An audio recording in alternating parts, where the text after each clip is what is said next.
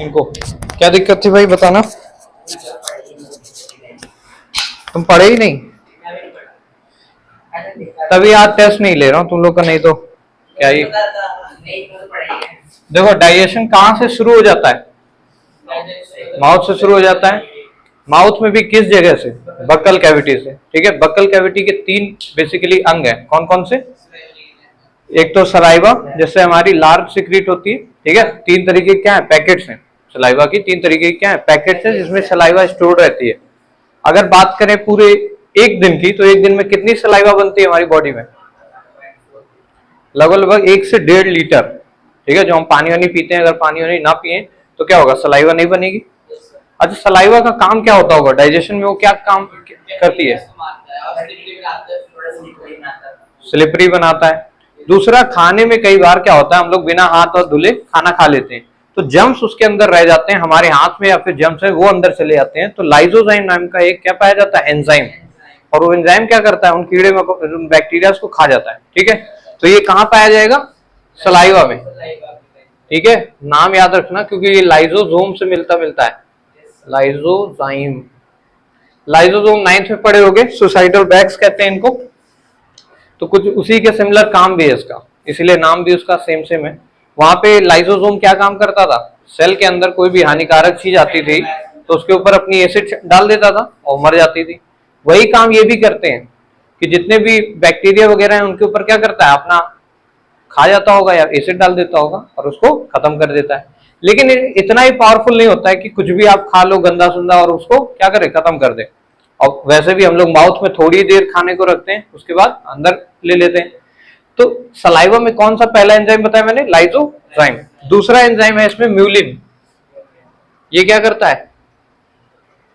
वही खाने को चिपचिपा बनाता है।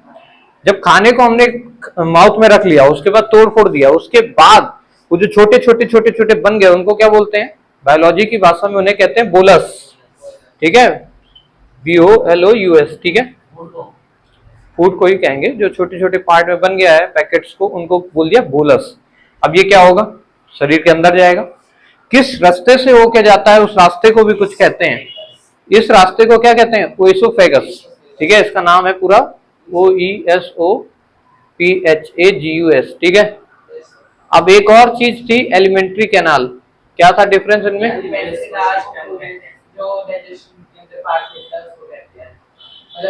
माउथ से शुरू होके कहा जाता है? स्टोमक से लेके स्मॉल इंटेस्टाइन, फिर लार्ज इंटेस्टाइन से लेके एनस तक, वहां तक के पूरे पाथ को क्या बोलते हैं? Alimentary canal. नाम से भी समझ आ रहा है, कैनाल कोई चीज को क्या करती हो? फ्लो कराती हो। तो पूरे खाने को एक जगह से पूरी जगह तक ले जाने का काम करने वाले को क्या बोलते हैं? ओएसोफेगस। और केवल माउथ से लेके स्टोमक तक ले जाने वाली कैनाल को क्या बोल देंगे? ओएसोफेगस। यानी ये केवल छोटी होती है, लगभग लगभग 15 फीट तक, 15 फीट कह रहा हूँ, कितनी सेंटीमीटर होगा इतनी दूरी? अरे 15 सेंटीमीटर तो स्केल आती है, इससे ज्यादा ही होगा। यहां से लेके सोचो यहां तक जाना है।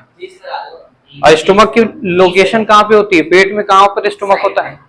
रिप्स, जो रिप केज है ना, जो फेफड़े के जिसको प्रोटेक्ट करता है, उसके अंदर। ठीक है ना, जो रिप्स होते हैं ह्यूमन बॉडी में, उसके जस्ट अंदर होता है। ठीक है, लेफ्ट साइड पे टिल्टेड रहता है। और दिल का पोर्शन, जो दिल वाला हार्ट वाला पोर्शन है, क्योंकि वो पास में रहता है स्टोमक के, तो क्या नाम दे दिया था? कार्डियक। अगर स्टोमक की बात करें तो स्टोमक ऐसे कुछ बनाया था मैंने, दिल की तरह बन गया क्यों? खैर, तो ये ओएसोफेगस से आ गया था बोलस। बोलस मतलब क्या है? बस एक भाषा है, भाषा की तरह नाम उसका दे दिया है, खाने को ही कहते हैं। ठीक है, अभी आ गया स्टोमक के अंदर। तो स्टोमक के अंदर कोई बाउंड्री नहीं होती है, लेकिन फिर भी हम पढ़ने के लिए, क्योंकि ये तो डॉक्टर लोग पढ़ाई करते हैं, तो बढ़िया से हर एक चीज को बांट देते हैं, ताकि कुछ डॉक्टर होंगे, देखा होगा तुमने, गैस्ट्रिक के डॉक्टर है, केवल पेट का ही इलाज करते हैं। कुछ नर्वस सिस्टम यानी दिमाग के डॉक्टर अलग होते हैं, कुछ हड्डियों के डॉक्टर अलग होते हैं। तो बढ़िया से पढ़ने के लिए डिवीजन कर दिया गया। उसी तरह स्टोमक को भी 3 पार्ट में बांटा गया, पर इसका मतलब ये नहीं कि 3 तो बाउंड्री बनी है वहां पे। ठीक है, इमेजिनरी कंडीशंस है। जो पहला हिस्सा है, जो कि क्योंकि दिल के पास है मैंने बताया, तो इसको क्या बोलते हैं? कार्डियक। ठीक है, बायोलॉजी की टर्म में कोई भी दिल से रिलेटेड कोई भी बीमारी हो या वो कोई भी लेयर हो, उस सभी को किससे टर्म से नवाजा जाता है? कार्डियक। ठीक है, कार्डियोलॉजिस्ट कौन से डॉक्टर होते हैं? जो हार्ट के पेशेंट्स को डील करते हैं। ठीक है, और हड्डियों वालों को क्या कहते हैं? स्किन वालों को क्या कहते हैं, जो स्किन के वो करते हैं? डर्मेटोलॉजिस्ट। ठीक है, डर्मा बोलते हैं, DERMA। खैर वो सब तुम्हें जरूरत नहीं है, ठीक है ना। तो इसको क्या बोला? सी, कार्डियक। इसको बोल दिया था फंडिक वाला पार्ट या फंडस बोल दिया, और ये पाइलोरिक था। ठीक है, इनके अलग अलग काम थे। यहाँ पे क्या होता था? एसिड आती थी, HCl एसिड। अब HCl एसिड क्या क्यों आती थी? तुम बताओ भाई, तुम लोग तो पढ़े हो, तुम बताओ।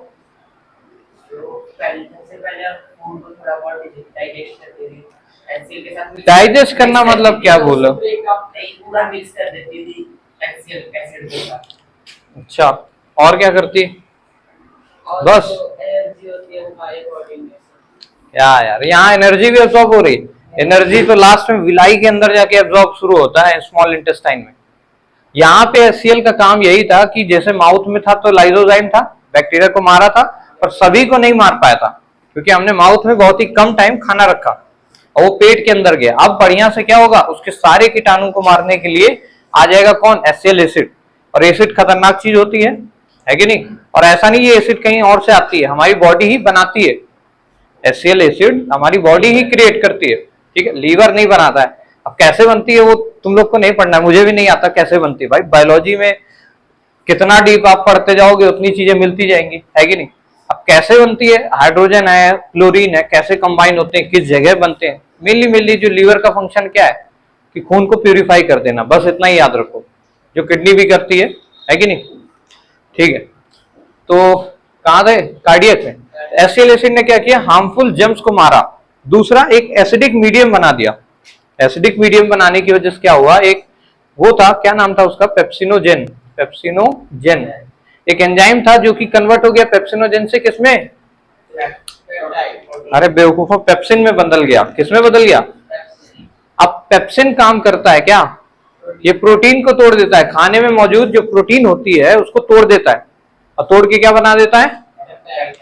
क्योंकि प्रोटीन जो है दुनिया में सबसे ज्यादा कॉम्प्लेक्स स्ट्रक्चर है, उसको तोड़ने के लिए 3 स्टेप में क्या होता है? डाइजेशन होता है। पहला शुरू होता है पेट में, जिसमें किसने काम किया? पेप्सिन ने। उसके बाद स्मॉल इंटेस्टाइन में भी ये इसको तोड़ा जाता है कि नहीं? पैनक्रियास से क्या निकलता है भाई? कल ही तो बताया है, कंप्लीट डाइजेस्टिव जूस, LAT। उसमें से T जो है ट्रिप्सिन, वो इस फाइनली दूसरी बार तोड़ता है उसको, ठीक है। इसके बाद फिर आता है इरेप्सिन, वो फिर लास्ट में अमीनो एसिड बना देता है, ठीक है। तो पेप्सिन ने क्या किया? प्रोटीन को तोड़ दिया। अच्छा, खाना जब यहाँ पेट में आया उसके बाद पेप्सिन ने जब तोड़ा, इन सब टाइम में टाइम लग जाता है, ऐसा नहीं कि तुरंत खाया और तुरंत हो गया डाइजेस्ट।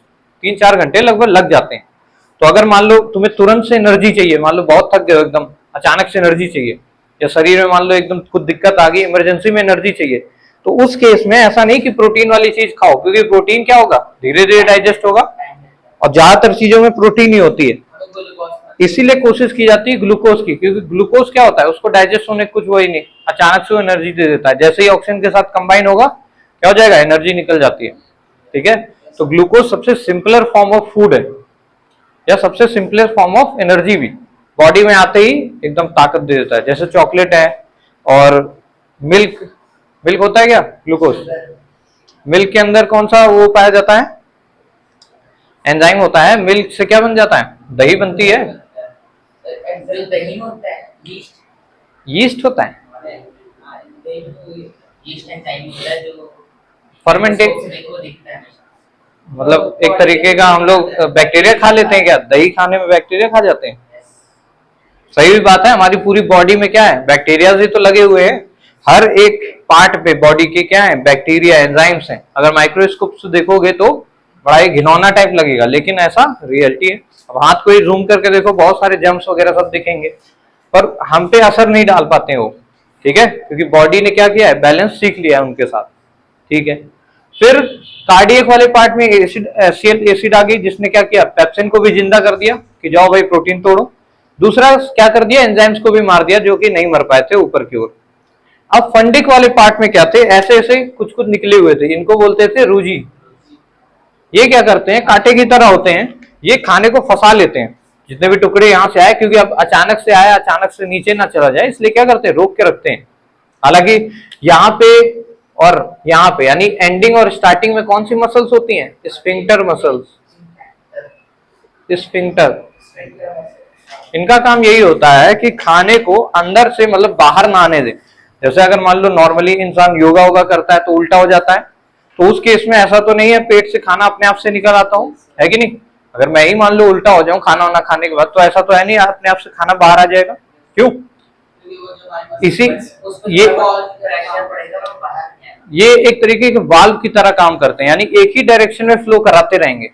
अपोजिट डायरेक्शन में फ्लो कराने के लिए बहुत तेजी से क्या लगना चाहिए, प्रेशर, जो कि यहाँ पे नीचे डायफ्राम है एक, और इसी की वजह से हम सांस भी ले पाते हैं।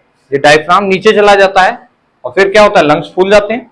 भाई अंदर जगह ही नहीं होगी तो तुम सांस मतलब ऑक्सीजन कहाँ पे लेके जाओगे। हमारी बॉडी में कई जगह पे क्या है, स्पेस है। जैसे माउथ के अंदर स्पेस है कि नहीं, अरे खाली जगह है तो क्या बोल दिया उसको, कैविटी। अब उसका नाम हो गया अलग से बक्कल कैविटी, ठीक है। अब बक्कल कैविटी में 3 लोग थे, एक तो जुबान, टंग, टीथ। अरे माउथ नहीं, टीथ बोलते हैं, माउथ तो मतलब वही बोल दिया तुमने, बक्कल को ही। अच्छा, दांतों का क्या काम होता है, सही बात है। कितने टाइप के दांत होते हैं, 52। अरे कितने टाइप के पूछा है मैंने, कितने नहीं, 4 टाइप के। कौन कौन से, ठीक है। छोटे बच्चों में कौन से दांत नहीं होते, किस टाइप के, ठीक है। और एक और बताया था, विजडम टीथ किसे बोलते हैं, सबसे पीछे जो दांत होता है ना, सबसे पीछे एकदम, थर्ड मोलर जो होता है, मोलर में सबसे पीछे। किसी किसी में उगता है, किसी किसी में नहीं भी उगता है, ठीक है। ओके, तो स्फिंक्टर मसल समझे, इनका काम यही है कि खाने को अपने आप से मतलब स्टोमक में ही स्टोर रखना, ये नहीं कि ऊपर चला गया या फिर नीचे भाग गया इंटेस्टाइन में, ठीक है। अब खाना रुका रहेगा यहाँ पे तो क्या होगा, बढ़िया से मिक्स विक्स होता रहेगा। अब रुकेगा ही नहीं तो फिसल के इधर प्रेशर लगा देगा, यानी ऊपर खाली जगह हो जाएगी, नीचे वो ऐसा ना हो, बैलेंस रहे। इसलिए यहाँ पे बीच में क्या है, रूजी है, जो कि खाने को रोक लेती है ताकि बढ़िया से मिक्स होता रहे, ठीक है, इसीलिए बीच में है, ठीक। फिर यहाँ पे पाइलोरिक वाला पार्ट है। पाइलोरिक में क्या है, यहाँ पे गैस्ट्रिक ग्लैंड्स होती हैं, ऐसे ऐसे ग्लैंड। जब भी शब्द बोलूं तो ग्लैंड मतलब क्या है, GLAND। ग्लैंड का मतलब क्या है, साइंस की भाषा में अगर बात करें तो ग्लैंड मतलब तुम लोग पॉकेट समझ लो, ठीक है, जिसके अंदर कोई चीज स्टोर रहेगी। जैसे बताया था थायराइड ग्लैंड होती है, बड़ी हो जाती है तो क्या हो जाता है, यहाँ पे सूज जाता है, कुछ कुछ में देखा भी होगा तुमने। उसी तरीके से यहाँ समझ लो छोटी छोटी पैकेट्स होती हैं जिनपे अंदर क्या होते हैं, एंजाइम्स होते हैं कुछ कुछ। कौन कौन से थे, एक था रेनिन, जो कि दूध को किसमें बदल देता था, यानी मिल्क को, दही को इंग्लिश में क्या कहते हैं, ठीक है, उसमें बदल देता है, ठीक है, ओके। और एक और एंजाइम था यही पेप्सिन, ये भी यहीं से ही निकलता है, पर ये पेप्सिनोजेन की तरह पड़ा रहता है। अगर एसिड नहीं आएगी तो ये क्या नहीं होगा, एक्टिवेट नहीं होगा, ठीक है, क्योंकि हर किसी को काम करने के लिए कुछ टेम्परेचर वगैरह चाहिए, मेंटेन टेम्परेचर। हम ही लोग ऐसा थोड़ी कि कहीं भी पढ़ा सकेंगे। अब मान लो रोड पे हम लोग बैठ के ऐसे पढ़ रहे हो, पढ़ पाएंगे, डिस्टर्ब हो जाएंगे। तो हर एक जगह पे क्या होना चाहिए, एक माहौल होना चाहिए। तो माहौल कौन प्रोवाइड कर दिया, HCl एसिड। किस पोर्शन से निकलता है, कार्डियक वाले पोर्शन, जो कि स्टोमक में, ठीक है। अब खाना वाना यहाँ पे आ गया है, 2 चीजें पच भी गई, कौन कौन सी, मिल्क को दही में बदल दिया गया है और प्रोटीन को भी थोड़ा बहुत तोड़ दिया गया है, किसमें, प्रोटीन को तोड़ के पेप्टाइड बना दिया गया, प्रोटीन से पेप्टाइड, ओ सॉरी पेप्टाइड क्यों बोलते हो यार, पेप्टोन में बदला गया है। अरे बेवकूफो, पेप्टोन में बदलता है, मैंने याद कराया था कि तोंद होती है ना, पेट को क्या बोलते हैं, तोंद बोलते हैं कई लोग। तो यहाँ पे प्रोटीन किस में बदलता है, पेप्टोन में, ठीक। इसके बाद जब पैंक्रियास से आता है हमारा ट्रिप्सिन, तो वो पेप्टोन को बदल देता है पेप्टाइड में। फिर लास्ट में पेप्टाइड से अमीनो एसिड में बदल देता है। अमीनो एसिड बहुत सिंपलर फॉर्म्स होती हैं, बॉडी में कई तरीके की अमीनो एसिड होती हैं जो कि जरूरत होती है शरीर को काम करने के लिए, ठीक है। अगर वो नहीं होंगी तो क्या होगा, दिक्कतें होंगी। अब देखो एक ये वाली एसिड थी, HCl एसिड नहीं होगी तो बहुत दिक्कत होगी, ठीक है। अब HCl एसिड यहीं पे कहीं पे स्टोर रहती है, ठीक है। ये भी गैस्ट्रिक ग्लैंड का जूस जो है ये भी यहीं पे स्टोर रहता है। अब ये कैसे अपने आप से मतलब मिक्स हो जाता है, कि जैसे ही खाना आया वैसे ही ये मिक्स हो गया। वाइब्रेट हिलता है, मतलब वो ब्रेक नहीं है में ब्रेक से 3 बार हिलता है। ओके ओके, मतलब तब जब हिलता है पूरा अच्छी तरह तब मिक्स होता है। ठीक है, मतलब ये जो स्टोमक वाला पार्ट है ये पूरा दिन में 1 से 2 से 3 बार क्या करता है, अपने आप को जर्क करता रहता है ताकि खाना मिक्स होता रहे। काफी फूड आता है। जैसे तुम लोगों ने देखी होगी वो मशीन आती है जिसमें सीमेंट वगैरह मसाला मिक्स किया जाता है, गोल गोल नहीं नाचता रहता है, गोल के साथ साथ थोड़ा थोड़ा ऐसे टिल्ट भी होता है बीच बीच में, उसी तरीके से पेट में भी है समझो। ठीक है, अच्छा ओएसोफेगस का एक और फंक्शन था, खाने को किस तरीके से लेके आता था ये, ऐसे पेरिस्टाल्टिक मूवमेंट के थ्रू, मतलब ऐसे बंद रहता था इधर की ओर, ऊपर से फिर ऐसे बंद होता, फिर नीचे खुलता, फिर नीचे, वरना क्या हो डायरेक्टली खाना नीचे आ जाए, है कि नहीं, बड़ी स्पीड से, तो उसमें क्या होगा, बहुत फ्रिक्शन होगा, फिर धीरे धीरे लाइनिंग्स कट जाएंगी तुम्हारे, जो एसोफेगस है वही कट जाएगा। मान लो बार बार रस्सी को क्या कर रहे हो तुम, घिस रहे हो, है कि नहीं, इसलिए स्मूथ मूवमेंट हो, इसलिए कैसा मूवमेंट होता है वहां पे, पेरिस्टाल्टिक। ये लिखना होगा तुम लोग को, जब लिखोगे ना तो एसोफेगस के बारे में बताइए कुछ बातें। तो पहले तो बताओगे इट इज कहां से कहां होती है, थ्रोट से लेके स्टोमक के पार्ट तक है। स्टोमक के कौन से पार्ट, कार्डियक, अगर चाहो तो लिख दो, वरना ये एनसीईआरटी में तो दे नहीं रखा है शायद, क्यों, कार्डियक वगैरह नहीं बताया गया, तो तुम बस स्टोमक बता देना कि कहां से शुरू होता है, थ्रोट से लेके स्टोमक तक। दूसरा बताओगे कि इन एवरेज ह्यूमन बीइंग, नॉर्मल जो एवरेज ह्यूमन बीइंग है उसमें 15 से 20 सेंटीमीटर की ये होती है, इतना लिख दिया। तीसरे में क्या लिख दोगे, यही चीज लिख देना कि ये कैसा मोशन करते हुए खाने को ले जाता है, और लिख देना खाने को कहते हैं बोलस। 4 पॉइंट हो गए, फुल नंबर मिल गया, है कि नहीं, बोलो, ठीक है। अब पाइलोरिक में मैंने बताया गैस्ट्रिक क्या होती है, ग्लैंड्स होती हैं, वहां से निकलते हैं ये पेप्सिन और रेनिन, ठीक है, ओके। अब खाना कहां पे आ गया, स्मॉल इंटेस्टाइन में, यहाँ पे इंटेस्टाइन है इस तरीके से बनी हुई। यार तुम लोग को पढ़ाना था रेस्पिरेशन, तुम लोग पीछे ही चल गए। चलो कोई नहीं, अब बता ही देते हैं। अब तुम्हारे स्कूल में पढ़ा दिया ये, बिल्कुल भी नहीं लाइव पर पढ़ा है, शुरू करा है फोटोसिंथेसिस। ओके ओके, कोई नहीं, अभी तो समझ आ नहीं रहा होगा तो कोई दिक्कत नहीं है, कल तो मैं आराम से पूरा पढ़ा दूंगा। अभी क्योंकि ये लोग भी पढ़ रहे हैं, बाकी मजा आए तो बताना, नहीं तो कोई दिक्कत नहीं। क्या, अरे इसको तो भाई को पढ़ाना पड़ेगा ना, ताकि तुम लोग के बराबरी में आ जाए। अरे छोड़ो खैर, तुम लोग यार अपनी बकवास बंद रखो। देखो प्रोटीन को किस में तोड़ दिया गया अभी तक, पेप्टोन में।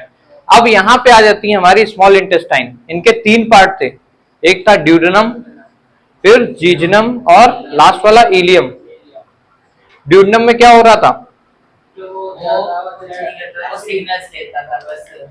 ड्यूडेनम समझ लो खाली ऐसे ही यहाँ पे रखा हुआ है, उसका कोई काम नहीं, डाइजेशन उसे आता ही नहीं है, इसलिए ये क्या करता था, हेल्प मांगता था। इधर है लीवर, कौन था, लीवर भाई, तो लीवर से क्या मांगता था ये, बाइल जूस मांगता था, बाइल जूस। क्यों, क्योंकि ये कहता है कि भाई मेरे पास एसिडिक जो भी अगर कोई चीज आएगी तो मैं उसे पचा ही नहीं पाऊंगा, मैं डायरेक्टली भेज दूंगा बाहर, और फिर वेस्ट मटेरियल की तरह वो क्या होगा, बॉडी से बाहर हो जाएगा। हम जो भी खाएंगे फिर वो क्या होगा, बाहर ही चल जाएगा, जैसे दस्त लग जाता है, डाइजेशन हो ही नहीं पा रहा होता है। तो वो चीज ऐसा बोल रहा था ड्यूडेनम। तो क्यों ऐसा बोला, क्योंकि भाई पेट के अंदर तो चलो म्यूकस की एक लेयर थी, पेट किससे बना हुआ है, म्यूकस की एक लेयर से, जिसकी वजह से कोई भी एसिड का दुष्प्रभाव नहीं पड़ता था। जैसे मान लो मैंने तुम्हें एग्जांपल बताया था कि मान लो एक बेड है, उसके ऊपर पानी डालो तो गीला हो जाएगा, लेकिन एक पन्नी लगा के ऊपर से पानी फेंको तो क्या होगा, बेड बच जाएगा। तो वही पन्नी की तरह के काम करता है, जिसमें कि मान लो एसिड पड़ी हुई तो क्योंकि पेट तो बना है मांस से, है कि नहीं, बॉडी, क्योंकि अगर हम लोग अपने हाथ पे एसिड डालने तो जल जाएंगे, पर ये पेट इसी वजह से नहीं जलता था, एसेंशियल एसिड की वजह से। लेकिन ये म्यूकस केवल पेट में ही प्रेजेंट था, इनके पास नहीं है। तो इन लोगों को क्या चाहिए कि न्यूट्रल चीज आनी चाहिए, या तो ना ही तो एसिडिक होनी चाहिए ना ही बेसिक, क्योंकि उससे हमें दिक्कत होगी, है कि नहीं।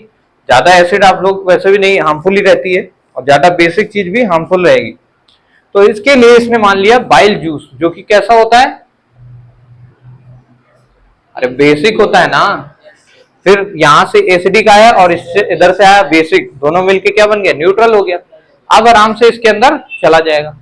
तो इसकी एक प्रॉब्लम तो सॉल्व कर दी कि ठीक है भाई, इसने जो बोला उसको सॉल्व कर दिया किसने, लीवर ने बनाया बाइल जूस, और स्टोर कर दिया कहां पे, गॉल ब्लैडर में। एक तरीके की ये भी पॉकेट है जिसमें स्टोर कर दिया उसने बना के। अब इसके अंदर डाल दिया। अब खाना कैसा हो गया है, न्यूट्रल हो गया, ठीक है। यहाँ से एसिड आई थी, इधर से बेसिक सॉल्यूशन आया, दोनों मिलके न्यूट्रल आ गया, ठीक।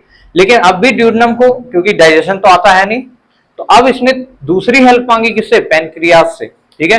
यहीं पे बॉडी में क्या मिलता है? पैनक्रियाज भी प्रेजेंट होता है। अब पैनक्रियाज ने क्या किया? इसकी कुछ ज्यादा हेल्प कर दी। पैनक्रियाज ने दी है इसको कंप्लीट डाइजेस्टिव जूस, LAT।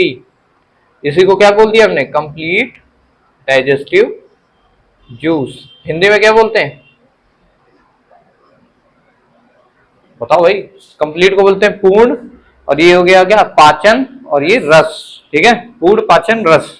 तो यहां पे जैसे ही आए LAT, L से मतलब लाइपेज, और A से एमाइलेज, और T से ट्रिप्सिन। तो इस ट्रिप्सिन ने क्या किया? आते ही ये जो थोड़ा सा प्रोटीन टूट गया था पेप्टोन में, अब पेप्टोन से बदल के किसको किस में बना दिया? पेप्टाइड में, ठीक है, ओके। इस एमाइलेज ने क्या किया? स्टार्च को तोड़ दिया। किसको तोड़ दिया? और इस लाइपेज ने फैट को तोड़ दिया। बॉडी में जो फैट आया था उसको ब्रेक डाउन शुरू कर दिया। यानी इसने कोशिश की कि तीनों की ज्यादा ज्यादा चीजों को क्या किया जाए? डाइजेस्ट किया जाए। जबकि पेट ने ज्यादा ज्यादा चीजों को डाइजेस्ट किया क्या? नहीं, केवल 2 ही चीजों को डाइजेस्ट किया। एक तो प्रोटीन को, तो वो भी थोड़ा बहुत, दूसरा था मिल्क को बनाया। हम लोग मिल्क तो रोजाना खाते हैं, नहीं है नहीं, यानी स्टोमक ने ज्यादा चीजों को डाइजेस्ट नहीं किया। ज्यादा चीजों को डाइजेस्ट करने का काम किसने कराया? पैनक्रियाज ने। तो बड़ा इंपॉर्टेंट काम है कि नहीं? बोलो भाई। उसके बाद क्या हुआ था? जी हम कुछ काम ये भी नहीं करता है, ये बस खाने को फैला देता है। इसकी जो लेंथ होती है कितनी होती है अप्रोक्स? अगर मान लो मेरे शरीर में पूछना है कि इसकी लेंथ कितनी होगी, तो मान लो मैं अपने ऊपर एक और अपना खड़ा हो जाऊं, फिर ऊपर और खड़े हो जाऊं, मतलब 3 बार मैं अगर खड़ा हो जाऊंगा तो इतनी लंबाई होती है इसकी। हाँ भाई, और इतने ही ये गोल गोल गोल करके पेट में होती है। और इसकी जो मोटाई होती है वो उंगली की इतनी जितनी है, जितनी मोटी उंगली है उतनी मोटी ये भी होती है।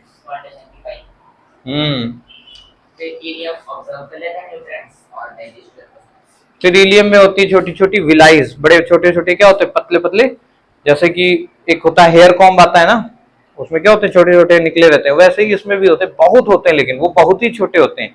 छोटी दृष्टि में करोड़ों होते हैं। वो जितनी भी इंपॉर्टेंट जो न्यूट्रिशंस आई थी उस सभी को एब्जॉर्ब करके किसमें भेज देते हैं? ब्लड में डाल देते हैं। ब्लड क्या करता है?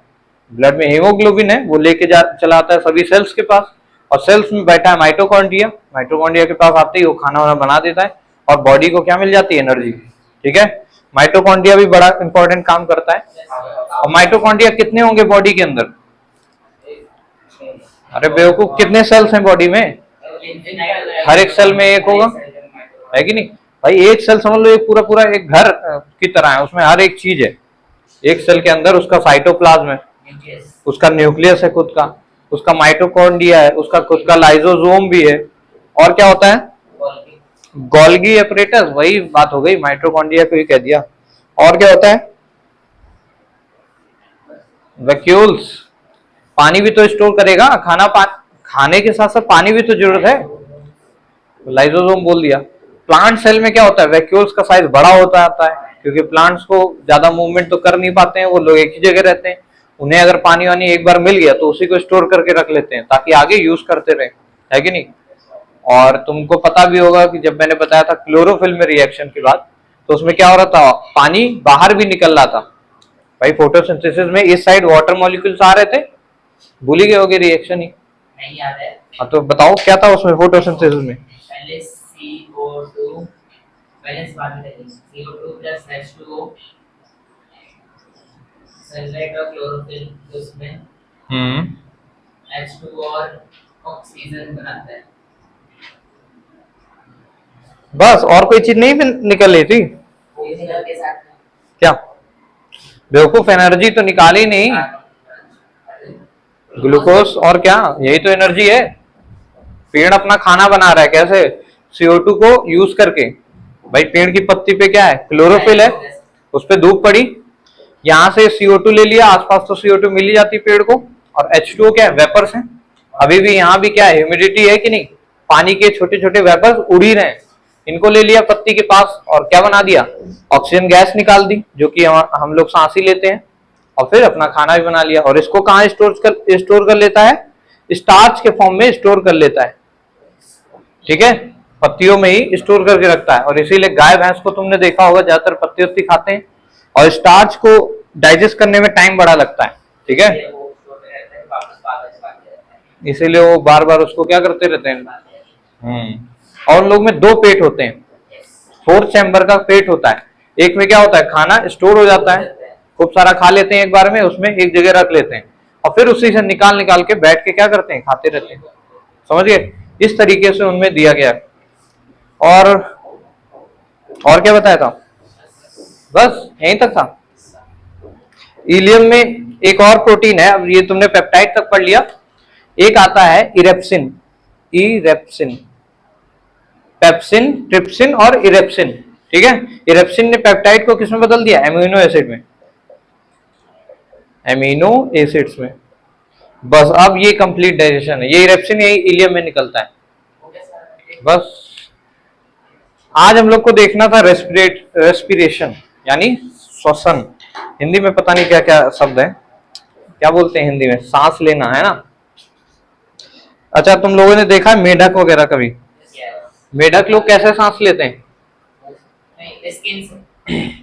मेढक तीनों तरीके से सांस लेता है। जब बहुत छोटा होता है तो गिल्स से सांस लेता है। मेढक को अगर छोटे में देखोगे मछली की तरह दिखता है, नाली वाली में देखोगे तो मछलियों की तरह उनकी पूंछ होती है।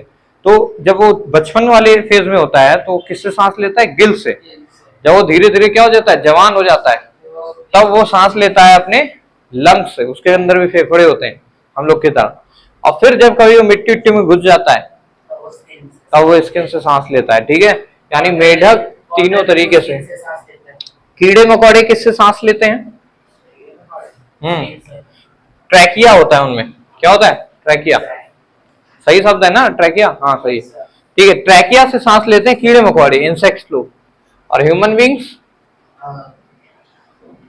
इतना सोचना पड़ रहा है क्या? और मछली लोग बेवकूफ गिल से लेते हैं यार, स्किन से क्यों लेंगी वो? कुछ एक मछली ले लेती होंगी भाई। अच्छा, कोई बात नहीं।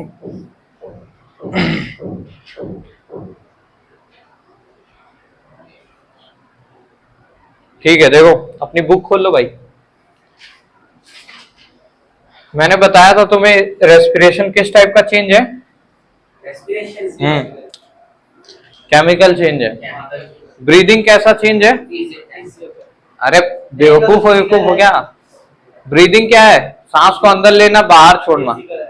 और ये अकेले लंग्स नहीं करते। तुम्हें लगता होगा लंग्स अंदर ले लेते हैं सांस को, ये काम करता है डायफ्राम। मांस का बना होता है, हड्डी हड्डी का नहीं होता। ये जो नीचे होता है ना बॉडी में, ये दिख रहा है यहाँ पे, वैसे कुछ है नहीं, ये इस तरीके से बना हुआ है, ठीक है। यही क्या करता है, जब नीचे जाता है तो जगह खाली हो जाएगी भाई, समझ लो यहाँ पे अभी नीचे जाएगा तो ये फूल जाएंगे, हवा अंदर जाके स्टोर हो गई। और फिर अगर मान लो कि ये ना हो तो एक बार अंदर सांस लिया, बस रुक गए हम लोग, झुक के ऐसे ही रह जाएंगे, छोड़ नहीं पाएंगे, क्योंकि लंग्स के पास इतनी पावर ही नहीं है कि उसको पुल आउट, ऊपर फोर्स लगा के प्रेशर से धक्का दे। कौन काम करता है? ये डायफ्राम। इसीलिए अगर मान लो कभी तुमने देखा होगा बाइक से लोग गिर जाते हैं, एक्सीडेंट हो जाता है बहुत खतरनाक, तो उसमें डेथ इसी वजह से हो जाती है क्योंकि उनका डायफ्राम टूट जाता है। अब है तो ऐसे क्या कर रहे हो भाई, हो जाता है, इसलिए कहा जाता है क्या, सेफ्टी से राइड करें, हेलमेट लगाएं, और क्या करें। अरे यार हेलमेट से डायफ्राम नहीं बचेगी, लेकिन तुम्हारी जान बच जाएगी। अगर टकले में भी चोट लग जाएगी तो भी मर ही जाना है। बाकी सेफ्टी से राइड करो, आराम से चलो, धीरे धीरे जगह को देखते हुए भगाओ, स्पीड है कि नहीं। तो ये टूट जाने से क्या होता है, डायरेक्टली आप सांस ले ही नहीं पाओगे। आप या तो सांस अंदर लिए बाहर नहीं छोड़ पाओगे, उसके बाद खत्म। और जो प्रेग्नेंट वुमेन्स होती हैं उनमें भी, क्योंकि इसके नीचे क्या आ जाता है, बेबी आ जाता है, तो डायफ्राम के नीचे अब स्पेस बची नहीं, तो वो लोग जो सांस लेते हैं वो उनके काम ये पसलियां करने लगती हैं। ये साइड में पसलियां होती हैं, ये हड्डी देखते हो, ये जो साइड में, ये कौन सी हैं? पसली बोलते हैं हिंदी में। तो जो प्रेग्नेंट वुमेन्स हैं उनमें पसलियां वही काम करने लगती हैं, एक्सपैंड, और रिब केज को एक्सपैंड करती हैं, तो सांस अंदर भर जाएगी, फिर छूट जाएगी। तो अगर किसी प्रेग्नेंट वुमेन के ये पसलियां की हड्डी टूट जाती है तो भी क्या होगा, मृत्यु हो जाती है। तो ये थोड़ी बहुत चीजें हैं रेस्पिरेशन से जुड़ी हुई है जो शुरुआत में, ठीक है। तो डायफ्राम ही है वो जो कि क्या करता है, प्रेशर बनाता है, ओके। Yes, sir. फिर ये क्या लिखा है, नेसल पैसेज। अच्छा ये मुझे बताओ, जो नोज होती है क्या ये रेस्पिरेटरी सिस्टम का पार्ट होना चाहिए? Yes, sir. सिस्टम क्या होता है? अब जैसे ये कंप्यूटर सिस्टम है, लैपटॉप सिस्टम, लैपटॉप सिस्टम है कि? मतलब कि वो कंपोनेंट से मिलकर एक जो चीज पूरी की पूरी एक अच्छा लैपटॉप को सिस्टम नहीं कहते हैं, सुना है तुमने? लैपटॉप सिस्टम, लैपटॉप बोलते हैं, और कंप्यूटर को कंप्यूटर सिस्टम बोलते रहते हैं, ऐसा क्यों है? सिस्टम मतलब होता क्या है? क्योंकि उसके अंदर वेरियस पार्ट्स आपके कंप्यूटर के सही बोला इसने। जब कई सारी चीजें जुड़ी होती हैं किसी एक ही मकसद के लिए तो क्या बन जाता है? सिस्टम। हिंदी में तंत्र बोलते हैं। तो उसी तरीके डाइजेस्टिव सिस्टम भी बताया था, पेट है, उसमें इंटेस्टाइन है, माउथ का बक्कल कैविटी है, बहुत सारी चीजें मिलके क्या कर रही है? एक ही काम कर रही है, डाइजेशन की ओर बढ़ रही है। उसी तरीके से रेस्पिरेशन में भी कई सारे पार्ट्स हैं, एल्वियोलीज हैं, ब्रोंकली हैं, हमारी ट्रैकिया है, ट्रैकिया कह रहे हैं, लैरिंग्स है, ये सभी क्या कर रही है? मिलके एक ही चीज के लिए काम कर रही है, जो कि क्या है? ऑक्सीजन को, ट्रैकिया, अरे ट्रैकिया वही है, पाइप, विंड पाइप, हिंदी में विंड पाइप बोल देते हैं, ठीक है। ओके, तो क्या कह रहा था यार मैं, भुला दिया तुम यार। वही कि सारा कुछ है ये सभी चीजें मिलके एक डायरेक्शन में काम कर रही हैं कि क्या करना है हमें? ऑक्सीजन से एनर्जी बना देती हैं। भाई अंदर ऑक्सीजन ले जाते हैं, ऑक्सीजन की प्रेजेंस में कोई चीज को जला सकते हैं हम लोग, और जलाने के उपरांत हमें क्या मिलता है? एनर्जी। कोई भी पेट्रोल ही जला दोगे तो क्या मिलेगी? हीट मिलती है, सीख सकते हो हाथ, है कि नहीं? उसी तरीके कोई भी फ्यूल को जलाओगे या किसी भी चीज को आप बर्न करोगे तो क्या मिलेगी? एनर्जी। और किसी भी दुनिया में चीज को जलाना है तो किसकी जरूरत है? ऑक्सीजन की। बिना ऑक्सीजन के कौन सा एलिमेंट है जो कि विदाउट ऑक्सीजन जल जाता है? जिरकोनियम, ठीक है। जिरकोनियम एक ऐसा एलिमेंट है जो कि विदाउट ऑक्सीजन जल सकता है पूरी दुनिया में, ठीक है। ठीक है भाई, वरना तो स्पेस में तो कोई ऑक्सीजन है ही नहीं। फिर भी तुम्हें कुछ कुछ प्लैनेट्स एकदम डार्क रेड दिखेंगे जलते हुए, ठीक है, उनमें जिरकोनियम की मात्रा ज्यादा होगी जिसकी वजह से वो लाइट एंड अप दिख रहे हैं, ठीक है। ओके, तो यार ये देखो यहाँ पे शुरुआत हो गई नेसल पैसेज। तो वही मैं बात कर रहा था, क्या नोज वाले पैसेज मतलब पाथ हो गया, नेसल मतलब वही नाक को ही बोल दिया। तो क्या इसको रेस्पिरेटरी सिस्टम में हमें पार्ट मानना चाहिए? क्यों? ये हेल्प कर रही है एयर को इनहेल करने के लिए। तो ये तो केवल रास्ता ही है ना एक तरीके से। लाइक इसको ये हार्ट को रोकते हैं। रेस्पिरेशन मतलब क्या है? हम जम्स को रोकते हैं, जम्स को रोकते हैं, जम्स को रोकते हैं। जो हमारे मतलब हम डर्टी मतलब जो हमारी होती है वो हमारे जो नाक में बाल होते हैं वो ऊपर ऐसे कर लेते हैं। कैसे? ऐसे ऐसे हिलते रहते हैं क्या? मतलब कि उस तरफ फोल्ड कर देते हैं झाड़ू की तरह। सही बात बोल रहे हो तुम लोग कि चिपचिपा एक फ्लूइड निकलता रहता है बॉडी में कई जगह से, जैसे पसीना है। इसका काम क्या है? ये ताकि पसीने में भी लाइसोजाइम होता है, जैसे लाइसोजाइम सलाइवा में है उसी तरह पसीने में भी लाइसोजाइम होता है, आंसुओं में भी क्या होता है? लाइसोजाइम। ये सब क्या करते हैं? शरीर के ऊपर जो फालतू बैक्टीरिया चिपक गए हैं उनको मारने का काम करते हैं। तो पसीना आना अच्छी बात है, इसीलिए जो लोग बिल्कुल ही एकदम एसी में ही रहते हैं दिन रात, पसीना आता नहीं है, तो बॉडी उनकी भले देखने में बढ़िया लग रही है, सुंदर लग रही है, पर क्या होता है अंदर से बीमार जल्दी पड़ जाते हैं, धीरे धीरे इम्यूनिटी खत्म हो जाती है। कोरोना में देखा होगा ज्यादा से ज्यादा अमीर लोग क्या हो गए? बीमार हो गए। हालांकि बीमार तो सभी लोग हुए, पर ज्यादातर केसेस देखने को मिले हार्ट अटैक के। अभी भी हार्ट अटैक के रेट्स क्या हो गए? बहुत ज्यादा बढ़ गए, और खास तौर पे अब छोटी एजेस में भी हार्ट अटैक के केसेस बढ़ गए। हार्ट अटैक बेसिकली यही है कि दिल के पास क्या ना जा पाए? खून। दिल कोई रास्ता रुक जाए, क्योंकि खूब सारे क्या है आर्टरीज और वेन्स बसी हुई है पूरे बॉडी में, ताकि हर एक पार्ट तक, हर एक सेल तक क्या चला जाए? ब्लड। ब्लड के अंदर ही हर चीज मिक्स होती है, ऑक्सीजन भी, जो भी इंपॉर्टेंट खाने का पदार्थ है वो सब भी, और वो सब लेके चलते रहते हैं, बढ़िया घूमते हैं। अब हार्ट यही काम करता है कि मेरे पैर की उंगली से लेके मेरा सर के बालों तक सब तक खून पहुंचाना है। वैसे बालों में खून नहीं जाता है, ठीक है, तो हर एक पार्ट तक क्या जाना है? खून को पहुंचाना है। तो अब भाई मोटर अगर मान लो तुम नहीं लगाओगे घर में तो पानी तो आएगा लेकिन ऊपर तक, फ्लोर तक थोड़ी जाएगा, नॉर्मल यहीं तक आ पाएगा। तो मोटर यही काम करता है, उस पानी को क्या करता है? ऊपर तक पंप करता है। तो दिल का भी वही काम है, क्या करता है? बॉडी के पूरी, क्योंकि ऊपर जाने पे क्या होगा? ग्रेविटी के अगेंस्ट काम कर रहे हैं, तो कुछ हमें एक्स्ट्रा एनर्जी लगानी पड़ेगी। तो वो एनर्जी कौन लगाता है? हार्ट। पूरे पाइप में एकदम समझ लो पानी फेंकता रहता है। अब सारी पाइप्स कनेक्टेड है इसीलिए पानी लीक आउट नहीं करता है, लेकिन अगर मान लो कट वट लगा दो तो क्या होगा? लीक आउट होने लगेगा, है कि नहीं? फिर क्या होगा? अगर बॉडी में एक कट लग जाता है तो बॉडी में एक खासियत है, सेल्स के अंदर एक प्रॉपर्टी होती है सेल डिवीजन की। सेल डिवीजन की। अपने आप को क्या करते हैं, दुगना तिगना ऐसे करने लगते हैं। अगर काट दोगे तो धीरे धीरे क्या होंगे, जो सेल मर गए हैं काटने पे क्या हो गया, सेल डेड हो गया, उसका साइटोप्लाज्म बह गया और खून निकलने लग गया। अब जो सेल डेड हो गया है, मान लो ये वाला सेल मैंने काट दिया तो ये मर गया। अब इसके बगल में जो जिंदा सेल है, ये जिंदा हुआ है और इधर भी जिंदा बचा है, यही मरा है। अब ये क्या करेगा, या तो ये डबल हो जाएगा इस तरीके से और इसकी जगह जगह ले लेगा, थोड़ा सा काला दिखेगा, धीरे धीरे बाद ठीक हो जाना है। तो यही काम होता है सेल डिवीजन का। ये कौन कर रहा होता है, दिमाग। क्योंकि दिमाग को पता है अच्छा भाई ठीक है, हाथ का सेल कटा है तो हाथ का सेल बना दो। ऐसा नहीं कि हाथ का सेल कट गया और यहाँ पे आंखों का सेल आ गया, ऐसा तो नहीं होता होगा, है कि नहीं। तो ये सब ब्रेन के पास किसमें, ये सेल्स के अंदर डीएनए होता है, डीएनए में ही स्टोर होता है कि भाई क्या बनाना है मुझे।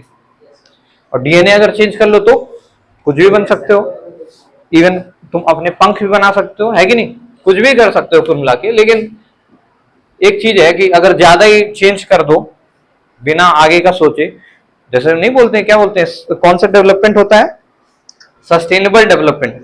वही डेवलपमेंट ही अच्छा डेवलपमेंट होता है। अगर आप एकदम ही सोचोगे एकदम मैं हाई फाई ह्यूमन बीइंग बन जाता हूँ, डीएनए चेंज कर करके दिमाग की पावर बढ़ा लेता हूँ, तो वो भी एक तरीके से क्या होगा, अति किसी भी चीज की क्या कर देगी, आपको हानिकारक ही रूप दिखाएगी।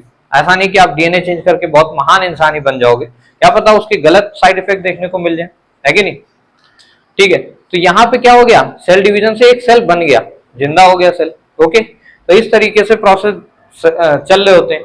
कभी कभी क्या होता है, ब्रेन में कुछ कुछ डिफेक्ट्स आ जाते हैं। अब ब्रेन ही है, ऐसा तो है नहीं, आप आईफोन भी खरीदोगे वो भी हैंग करता है कि नहीं। तो ब्रेन भी कभी कभी दिक्कतें आ जाती हैं, क्योंकि सारे क्या है, सीक्वेंस चल रहे होते हैं 1 to 1, जैसे कंप्यूटर में 0101 की कोडिंग चल रही है, दिमाग में क्या है, न्यूरॉन्स के सीक्वेंस चल रहे होते हैं। वो सीक्वेंस कभी कभी एक के ऊपर एक आ गए लो, तो उसमें क्या होता है, मान लो बनाना एक सेल था, बना दिए 10-20 ठो या बना दिए 400-500, तो क्या हो गया, काटा था थोड़ा सा और बन गया क्या, बड़ा सा। कुछ कुछ के देखे होगे गिल्टी पड़ जाती है, क्या बोलते हैं उसको यार, मसा बोल देते हैं हिंदी में। अरे गिल्टी नहीं कहते, कुछ और बोलते होंगे। अरे देखे होगे छोटे छोटे बड़े बड़े क्या हो जाते हैं, मस्से टाइप नहीं हो जाते हैं, गिल्टी कहते हैं, ठीक है वही कहते हैं। देखा है कि नहीं भाई। तो मतलब वो अनकंट्रोल सेल डिवीजन हो गया, मतलब उसको पता गलत ही चल गया, कुछ सीक्वेंस अलग ही उसने सुन लिया कि अच्छा इतने बनाने, ज्यादा बना दिए। ठीक है, कई बार ये चीज इतनी वो हो जाती है कि बनते ही चले जाते हैं, रुकते ही नहीं है। तो उस केस में क्या हो जाता है, कैंसर। ठीक है, तो कैंसर में क्या हो जाता है, कोई भी एक पार्ट ज्यादा ही ग्रो करने लगता है कि नहीं। तो जब ज्यादा अनकंट्रोल तरीके से ग्रो ही करता रहेगा, मान लो मुझे हो गया क्या, टंग कैंसर हो गया, तो मेरी जो टंग है इतनी बड़ी होती जाएगी, खूब ज्यादा बड़ी। अब तुम्हें लग रहा होगा इससे क्या ही होगा, टंग से क्या, पर टंग अगर ज्यादा बड़ी हो जाएगी तो सांस अंदर कैसे ले पाऊंगा, या खाना कैसे खा पाऊंगा। सांस तो चलो नाक से ले लूंगा, खाना नहीं खा पाऊंगा। और भी बहुत चीजें हैं, टंग ज्यादा ही बड़ी हो जाएगी तो दांत माउथ एकदम अलग ही हो जाएगा। फिर धीरे धीरे क्या करते हैं डॉक्टर्स, उस पार्ट को काट के अलग कर देते हैं और फिर उस पर लगा देते हैं कुछ लेपे, जिससे अब डिवीजन बंदी हो जाए एकदम से। तो बड़ा दिक्कतदायी चीजें हैं, है कि नहीं। इसलिए क्या करना चाहिए, अरे यार बताओ क्या करना चाहिए, कैंसर से बचने के लिए क्या कर सकते हैं हम लोग। ओके, लेकिन कुछ लोग मेरे जानने में है, कुछ लोग बोलते हैं कि जो लोग स्मोकिंग करते हैं उन्हें कैंसर नहीं होता है, जो नहीं करते उन्हें हो जाता है। पॉल्यूशन के कारण कैंसर की, देखो बताया ना, अनकंट्रोल क्या होने लगे, सेल डिविजन होने लगे। देखो स्मोकिंग हो गया या ये हो गई, ये सब चीजें डायरेक्टली आपके लीवर से रिलेटेड है। स्मोकिंग में क्या होगा, आपके लंग्स, लीवर, ये सभी इफेक्टेड हो जाएंगे। और लीवर क्या कर रहा था, बाइल जूस दे रहा था, अगर जूस नहीं देगा तो एसिडिक खाना जाएगा और धीरे धीरे अंदर की लाइनिंग्स फट जाएंगी, डाइजेशन सही नहीं होगा, पेट की बीमारी हो जाएगी, आपकी जिंदगी ऐसे ही खराब।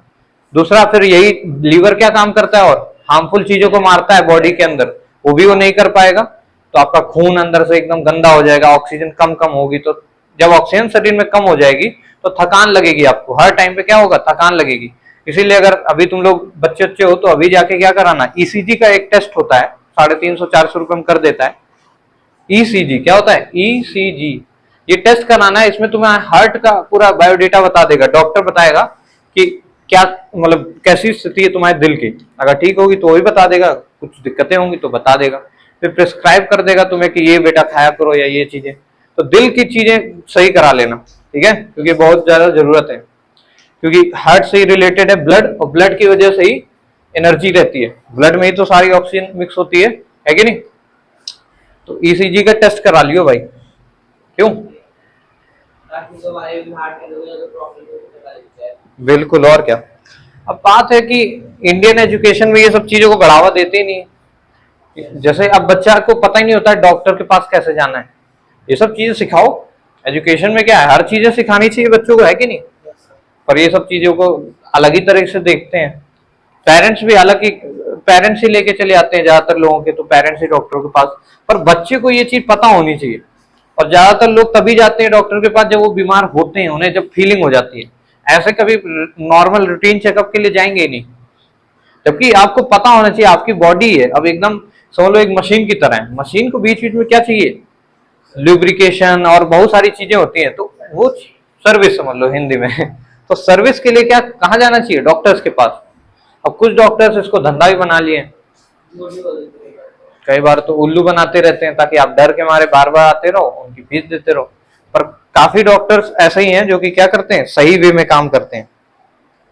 चलो आज के लिए बस इतना ही फिर।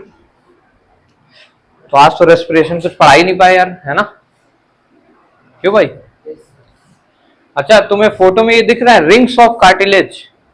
कार्टिलेज हड्डी की तरह होता है, पर जब हड्डी बहुत ही वैसी हो जाए, हल्की सी हड्डी, मतलब कार्टिलेज जब भी लिखा हो, कार्टिलेज मतलब हड्डी होती है पर बहुत ही हल्की हड्डी, सॉफ्ट। जैसे कि तुम्हारी जो पीछे वर्टिब्रा कॉलम होती है, पूरी कॉलम होती है ना, ये पूरी वाली हड्डी पीछे, तो इसमें भी रिंग्स होती हैं छोटी छोटी, वो क्या होती है, कार्टिलेज होती हैं। बहुत ही हल्की होंगी, उसको तोड़ सकते हो हाथ से ही, ऐसे तोड़ दोगे तो वो यहाँ पे लगी होती है, ताकि ये पाइप क्या हो, जैसे सांस अंदर ली तो अंदर गई सांस, बाहर अब जब बाहर छोड़ने वाले हो उसके पहले ऐसा ना हो पाइप चिपक ही जाए। अंदर लेने के बाद बाहर ये पाइप में हमेशा हवा नहीं रहेगी, बीच में क्या होगा, कुछ टाइम आप सांस नहीं भी लेते हो कि हर टाइम लेते ही रहते हो? खाना खाते वक्त भी नहीं ले पाते हो, सही बात बोला है भाई, खाना खाते टाइम हम नहीं लेते हैं सांस। बीच में एपिग्लोटिस होता है कुछ ऐसे करके ना, ये मान लो ऐसे है, ये इधर गया और ये यहाँ पे एपिग्लोटिस होता है, ठीक है? मान लो ये यहाँ पे रहता है, जैसे यहाँ से मान लो आ गया क्या, फूड। अब ये दिमाग ने सेंस कर लिया और दिमाग ने एपिग्लोटिस को कह दिया भाई ठीक है, तुम इधर से इधर मूव कर जाओ ताकि खाना अपने आप से इधर चला जाए, समझे? और जैसे ही मान लो कुछ आया ऑक्सीजन वगैरह, तो उसने संकेत दे दिया इधर चल जाओ, ऑक्सीजन इधर। और कई बार क्या होता है गलती से, क्योंकि हम लोग दिमाग से ये कंट्रोल हो रहा है, और ऐसा नहीं कि तुम सोचते हो, अब ब्रेन अपने आप से काम करता रहता है, इसको इनवॉलेंटरी एक्शंस बोलते हैं, ठीक है? वॉलेंटरी सुना होगा, वॉलेंटियर देखा है स्कूलों में, वॉलेंटियर होते हैं। वॉलेंटियर शब्द ही नहीं जानते हो क्या तुम लोग? वॉलेंटियर मतलब खड़े रहते हैं, देखते रहते हैं लाइन में चल रहे हो कि नहीं तुम लोग, वही वॉलेंट्री मतलब जिसपे हमारा कंट्रोल है। और इनवॉलेंटियर हो गया मतलब कंट्रोल है ही नहीं, जैसे दिल का धड़कना, आप किसी पे कंट्रोल नहीं, आप रोक ही नहीं सकते, है कि नहीं? तो ऐसे कुछ फंक्शंस है बॉडी के अंदर जो अपने आप से चलते रहते हैं। लीवर अपना काम कर रहा है, किसी को नहीं पता होगा लीवर कब काम नहीं करता है, पता है क्या? आप आंखों के झपकने को कंट्रोल कर सकते हो, अपना हाथ का मूवमेंट कंट्रोल कर सकते हो, लेकिन ये सब चीजें नहीं, ठीक है? पर कई बार क्या होता है, दिमाग का सीक्वेंस आप कहीं और दिमाग लगाए हुए, मान लो टीवी गेम में देख रहे हो, अब उधर दिमाग लगा हुआ है, इधर से थोड़ा सा गड़बड़ हो गया, तो कई बार क्या होता है खाते वक्त हमें खांसी, और या फिर क्या हो जाता है डायरेक्टली खाना इधर से आया इधर घुस जाता है। अब इधर जैसे ही घुसा तो इधर तो फेफड़े हैं, यहाँ पे लंग्स, अब लंग्स देखता है कि खाना इधर आ रहा है, तो क्या करता है तुरंत ही डायफ्राम की मदद से ऊपर प्रेशर मारता है, तुरंत सारा का सारा खाना कहाँ निकल जाता है वापस। और कई बार ये नाक से निकल आता है, कई बार माउथ से निकल आता है। ऐसा नहीं करे अगर लंग्स, तो ये एरिया ही ब्लॉक हो जाएगा, कुछ केस में हो जाता है। जब ये एरिया ब्लॉक हो जाएगा तो आपका एक ही लंग में मतलब सांस जाएगी नहीं, फिर आपको क्या होगा, दिक्कतें होंगी सांस लेने में बड़ा ज्यादा, फिर ये लंग इधर वाला फूल जाएगा बहुत बड़ा और इधर काला पड़ जाएगा। हालांकि एक लंग अगर आपका डिफेक्टिव भी हो गया तो भी आप जिंदा रह सकते हो, पर ये नहीं कि पूरा खत्म ही हो गया, डिफेक्टिव बोल रहा हूँ, ठीक है? एक लंग में भी इंसान जिंदा रह लेता है, एक किडनी में भी जिंदा रह लेता है, लेकिन विदाउट लिवर नहीं जिंदा रह सकते, ठीक है? ओके, ठीक है भाई, पैक कर लो तुम लोग बैग। कितना हो गया टाइम? 50।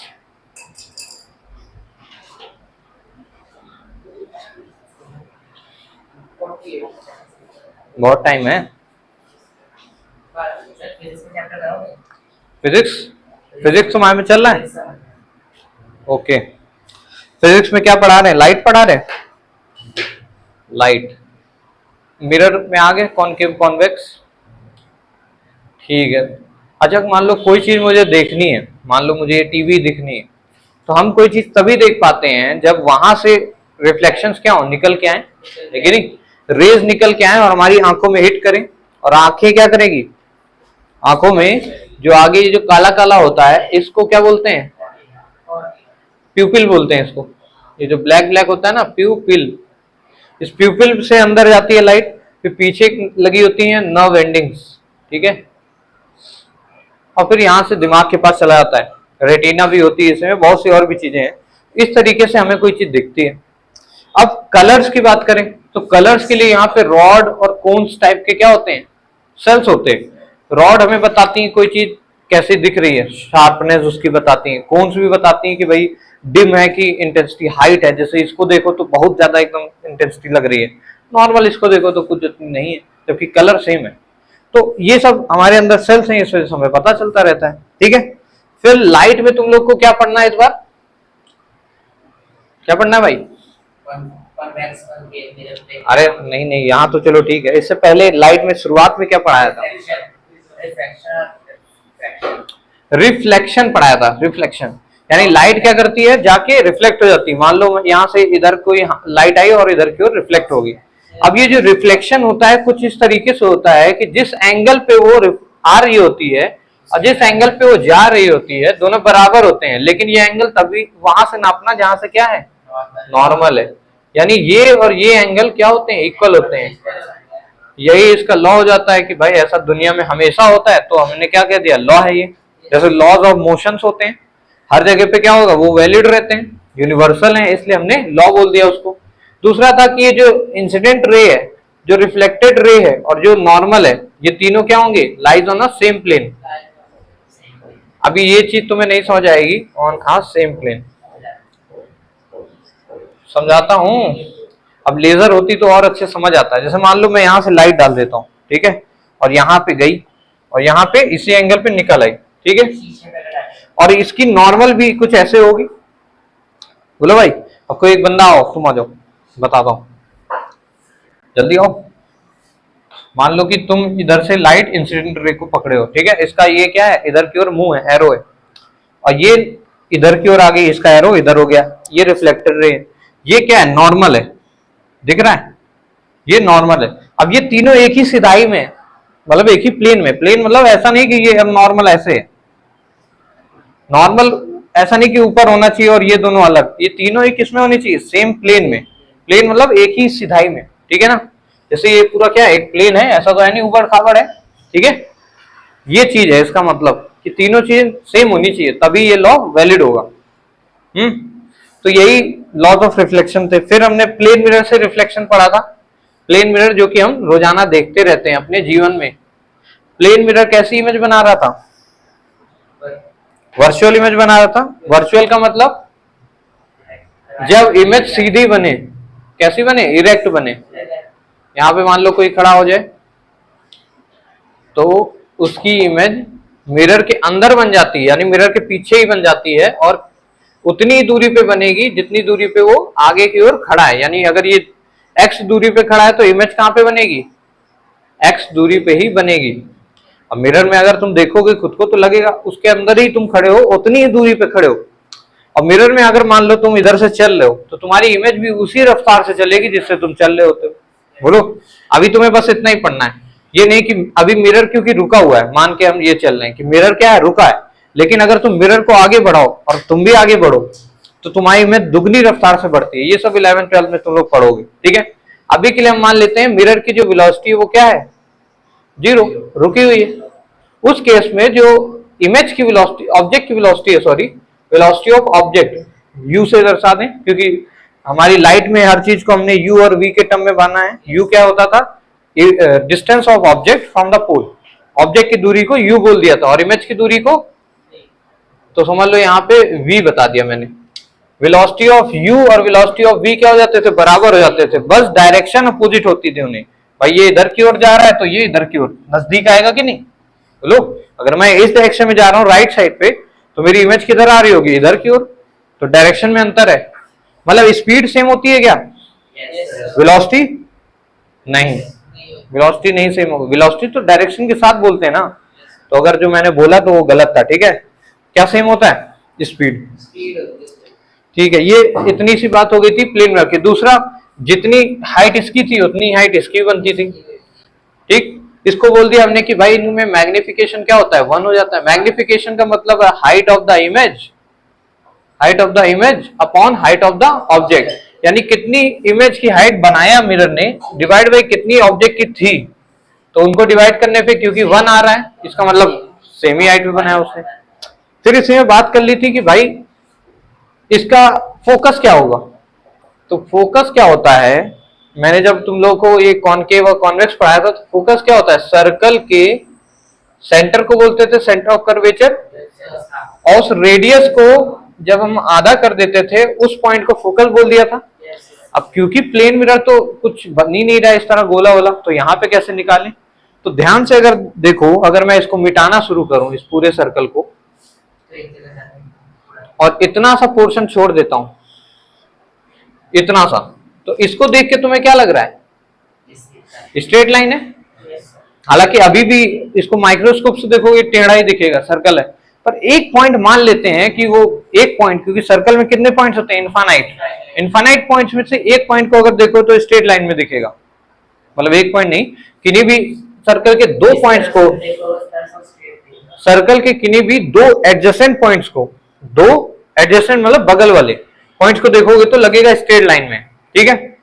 इस तरीके की कुछ ज्योमेट्री है। इसी वजह से जब धरती पे हम लोग खड़े होते हैं तो हमें नहीं लगता है कि गोल है, क्योंकि हम कितनी दूर तक देख पा रहे हैं? इतनी दूरी तक। मुझे मान लो वहीं बिल्डिंग तक दिख रहा है तो दिखेगा नहीं कि गोल है, क्योंकि धरती तो बहुत ही बड़ी स्फीयर है कि नहीं। तो यानी जितना दूरी का हमारा एरिया होगा उतनी दूर हम देख पाएंगे। हमारा नजरिया इतना ही दूर है कि हम स्ट्रेट लाइन ही देख पाते हैं, ठीक है। स्पेस से देखोगे तो गोल ही दिखती है हमें, ठीक है। तो यहाँ पे फोकस क्या हो जाएगा? एक इतना बड़ा सर्कल बनाना पड़ेगा जिसके लिए ये छोटा सा हो, तो सर्कल का जो सेंटर ऑफ कर्वेचर होगा वो कहीं इनफाइनाइट पे होगा। तुम ही खुद ही सोचो, इसको अगर गोल बनाना है तो गोला खींचने के लिए यहाँ से खींचेंगे और ये पूरा पता नहीं कितनी दूरी तक जाएगा। यानी हमने मान लिया कि इसका जो सी रहा होगा वो भी इनफाइनाइट होगा, और जब उसको डिवाइड करेंगे, क्योंकि हमें निकालना है फोकस वाला पॉइंट, तो वो भी क्या आएगा? इनफाइनाइट ही। भाई इनफाइनाइट को तुम इनफाइनाइट में प्लस करो, मल्टीप्लाई करो, कुछ भी करो, लेकिन जीरो से मल्टीप्लाई मत करना, क्योंकि जीरो से मल्टीप्लाई करने पे क्या होता है कोई भी चीज। हालांकि जब तुम 11th में लिमिट वगैरह चैप्टर पढ़ोगे, अगर मैथ्स लोगे, तो उसमें तुम्हें पढ़ाया जाता है इनफिनाइट माइनस इनफिनाइट क्या होता है, ये जीरो नहीं आता है, ठीक है। ये तुम लोग लिमिट निकालोगे, मैथ्स में कुछ फंक्शंस होते हैं उनकी लिमिट चेक की जाती है। ये सब है क्या? इनडिटर्मिनेंट फॉर्म है, मतलब जैसे जीरो अपॉन इन्फिनिटी क्या होगा? जीरो ही दिमाग में आ रहा है, पर इनका ऐसा मतलब नहीं है, ठीक है। ये सभी क्या है? इनडिटर्मिनेंट फॉर्म है। Limit chapter, limits and derivative में डिफरेंशिएशन नाम सुना है? नाम सुना है ना? तो डिफरेंशिएशन डेरिवेटिव वही चीजें हैं जब इसको मैथमेटिकली सॉल्व किया जाता है। अभी तो तुमने फॉर्मूला याद किया होगा कि साइन थीटा का डिफरेंशिएशन क्या होता है, तो डिफरेंशिएशन में सुना क्या था? सुना ही नहीं है किसी ने? अरे यार तुम लोग भी, खैर इतनी चीज थी। फोकस क्या होता था? इनफाइनाइट होता था। किसका? प्लेन मिरर का। प्लेन मिरर में क्या कलर का चेंज आता था क्या? ओके अच्छा, लेटरल शिफ्ट भी देखने को ऐसे में मिलता था। लेटरल शिफ्ट का मतलब, अरे बेवकूफ हो क्या? लेटरल शिफ्ट मतलब अगर मैं एल को ऐसे लिखता हूं तो प्लेन मिरर में तुम्हें ऐसे दिखेगा। राइट टू लेफ्ट शिफ्ट हो जाना, इसको बोलते हैं लेटरल शिफ्ट, ठीक है। राइट को लेफ्ट दिखा देना, यही लेटरल शिफ्ट है, ठीक। तो इस टाइप का बस चेंज देखने को मिलता था, बाकी सब सेम ही दिखता था, वेलोसिटी हो चाहे डिस्टेंस हो, ठीक है। और प्लेन मिरर में कुछ बचा है? कुछ तो बचा होगा।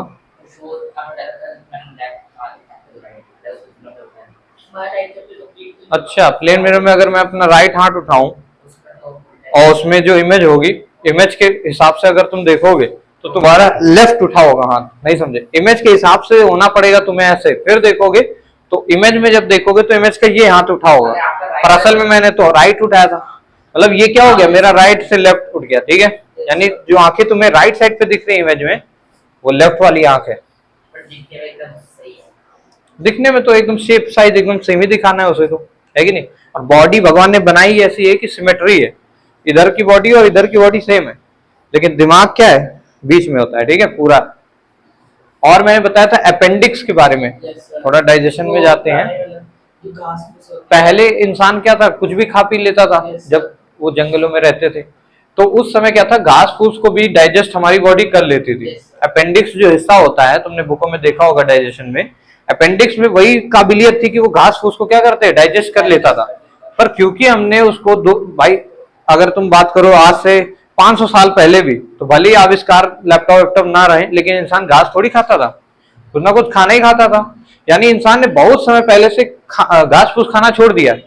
इस वजह से बॉडी में वो भले ही अंग अभी भी है, क्योंकि डीएनए है उसका, तो बन जाता है बॉडी में। जैसे कोई बेबी पैदा होता है उसकी अपेंडिक्स हो जाती है, बन जाती है मतलब, पर उसका यूज नहीं हो रहा है, तो वो इसी तरह वेस्ट मटेरियल की तरह पड़ा है। ठीक है, ठीक है भाई। तो अपेंडिक्स का काम समझ आया। उसी तरीके से कान भी क्या है हम लोग के, ये जो पार्ट है इसको पिन्ना बोलते हैं कान में, तो ये भी क्या है, वेस्ट मटेरियल। अब तो इसका कोई काम है नहीं, पहले कान बड़े होते थे तो ये काम भी आता था। किस काम आता था, ज्यादा से ज्यादा दूर तक सुनना होता था। अभी भी कुत्तों तो देखोगे ना तो एकदम सर ऊपर करके कान उनके बड़े हो जाते हैं। कभी देखना कुत्ते को ऐसे ऐसे करके देखना तो एकदम से सतर्क हो जाते हैं। और दौड़ते टाइम उनको बैलेंस भी प्रोवाइड करते हैं कान। हम लोग भी चलते फिरते हैं तो कान के अंदर लिक्विड जो है वो हमें बैलेंस प्रोवाइड करता है। कान के अंदर क्या होता है, फ्लूइड होती है जो कि बॉडी को बैलेंस प्रोवाइड करती है। थोड़ी सी इधर है, थोड़ी सी इधर है, हल्की सी भी डिस्टर्ब होगी एक तरफ की तो क्या होगा, डिसबैलेंस होने लगती है बॉडी। सोचो इतनी सिमेट्री है पूरी बॉडी के बीच में, तब जाके दोनों पैर। फिर भी अगर आप प्रैक्टिस नहीं करोगे बचपन से चलने की, तो कुछ लोग को देखा होगा पैर ऐसे ऐसे करके चलने की आदत हो जाती है। अब तुम लोग को चलना आता है कि नहीं पता नहीं, पर देखना कोशिश करना, कुछ कुछ लोगों के थोड़ा सा इधर वाला पोर्शन जूतों का ज्यादा घिस जाता है, क्योंकि वो उसी तरीके से चलते हैं। अब तुम लोग अपना जूता चप्पल निकाल के देखना कैसे तुम लोग का है, ज्यादा घिसता है कि नहीं। तो धीरे धीरे इसको अगर हम सही करें तो सही भी हो जाता है। आर्मी वगैरह में जब आप जाते हो ट्रेनिंग वगैरह के लिए जाने, तो यही सब चीजें देखते हैं कि जो नी है वो ऐसे मिल तो नहीं रही, क्योंकि दौड़ते टाइम क्या होगा, फिर आप गिर जाओगे। और आर्मी वगैरह में थोड़ा भी चीजों का रिस्क ठीक बात नहीं है कि नहीं। हाथों में भी देखते हैं कि ये चीज कहीं मिल तो जा नहीं रही आपकी, रस्सी उस्सी चढ़ने में फिर ये यही लड़ जाएंगी आपकी। अभी तो नहीं, जब थक जाता है शरीर ना तो वो मूवमेंट्स होने लगते हैं जो कि हम अनकंट्रोल मूवमेंट्स हैं, उस टाइम पे आप गिर जाओगे। तो ऐसा ना हो, इसलिए कि नीज क्या होनी चाहिए, एकदम खुली होनी चाहिए। और ये तभी होंगे जब आप बढ़िया से दौड़े फोड़े हुए, ये जितनी भी जो मांस है वो कम होगी तो आपकी नीज अपने आप से दूर हो जाएंगी। सही है, फिर बढ़िया। बाकी ईसीजी टेस्ट करा लोगे तो एकदम सोने पे सुहागा हो जाएगा, है कि नहीं। चलो पैक कर लो भाई, मैडम आ जाएंगे नहीं तो।